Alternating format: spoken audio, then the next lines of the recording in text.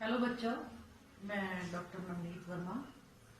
हमारा जो विषय है वो है अलंकार। और अलंकार में हमारे शब्दालंकार चल रहे हैं और उसी श्रृंखला में आज हम अगला अलंकार लेते हैं वक्रोक्ति। वक्रोक्ति का अर्थ है वक्र उक्ति, अर्थात जो उक्ति टेढ़ी मेढ़ी हो या जिसे समझने में दिक्कत आ रही हो तो वहां पे वक्रोक्ति होता है। अब देखते हैं, जब कोई व्यक्ति कोई बात कहता है और सुनने वाला जो है जानबूझकर उसका गलत अर्थ लगाता है या कोई कल्पित अर्थ लगाता है तो वहां पे वक्रोक्ति अलंकार होता है। अब एक उदाहरण के माध्यम से हम अपनी बात को समझ सकते हैं। मैं हूँ घनश्याम जाके बरसों गगन में। तो यहाँ पे श्री कृष्ण कहते हैं मैं हूँ घनश्याम, द्वार खटखटाते हैं और कहते हैं मैं हूँ घनश्याम। तो अंदर से राधा जवाब देती है कि घनश्याम का यहाँ क्या काम है, और जाके बरसो गगन में, वहां जाओ गगन में, कहीं और जाके बरसो। तो यहाँ पे घनश्याम जो है श्री कृष्ण स्वयं को कह रहे हैं, लेकिन सुनने वाली जो राधा है वो जानबूझकर उसका गलत अर्थ लगा रही है, इसलिए यहाँ पे वक्रोक्ति अलंकार कहलाता है। आगे लेते हैं हम पुनरुक्ति प्रकाश अलंकार।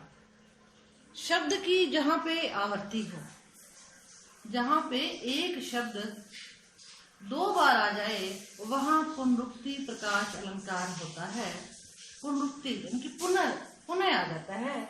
जैसे मधुर मधुर मेरे दीपक जल, यहाँ मधुर मधुर दो बार आ गया है, इसलिए यहाँ पे पुनरुक्ति प्रकाश अलंकार है। अगला लेते हैं विप्सा अलंकार।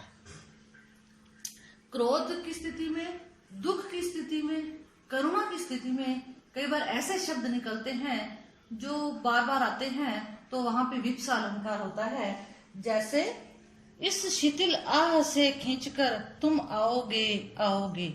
तो यहाँ ये बड़े दुख में नायिका कह रही है आओगे आओगे, तो उसमें उसका जो भाव आ रहा है तो वो बड़ा दुख का आ रहा है। तो शब्द दो बार आ गए हैं आओगे आओगे, इसलिए यहाँ पे विप्सा अलंकार शोभायमान है। तो यहाँ ये हमारे जो अलंकार हैं वो शब्दालंकार हो गए हैं। जैसे यमक और श्लेष, यमक और श्लेष में अगर हम अंतर करें तो ये देखने को सामने आता है कि यमक अलंकार वहां होता है जहां एक शब्द कई बार आता है और अर्थ बार बार परिवर्तित हो जाता है, और जबकि श्लेष में शब्द जो है वो एक बार आता है लेकिन उसके अर्थ कई बार होते हैं। इसी तरह से हम पुनरुक्ति प्रकाश और विप्सा देखें तो इसमें अंतर स्पष्ट करें तो दोनों एक जैसे ही हैं देखने में, लेकिन जो पुनरुक्ति प्रकाश में शब्द दो बार आ जाते हैं लेकिन वहां दुख की और वो स्थिति नहीं होती, और विप्सा में क्रोध की स्थिति आती है, दुख की स्थिति आती है, या करुणा में कहे गए जो वाक्य होते हैं उसमें शब्द दो बार आ जाते हैं, तो वहां पे विप्सा अलंकार होता है। धन्यवाद।